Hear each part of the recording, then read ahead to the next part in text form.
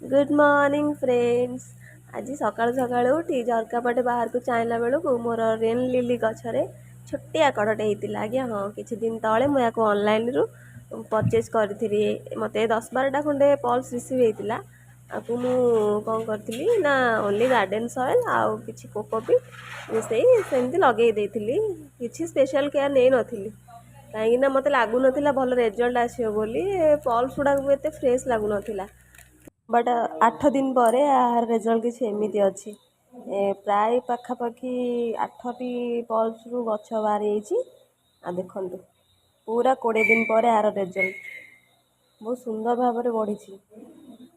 हाँ, झरका बटे देखी आ संभा पारे फाइनाली पलैली गछ पाखक देन बढ़िया देखा गछटा वर्षा पानी पड़ी वर्षार ठोपा भी पड़ी। अच्छा, एक्चुअली मु भावुँ कि वर्षा पानी पड़ला खुण ही से ग्रोथ हो कढ़टा कारण रेली गचरे जिते वर्षा पानी पड़ो तार फ्लावरटा से बाहर के आसो भल से बहुत सुंदर रही। जय जगन्नाथ।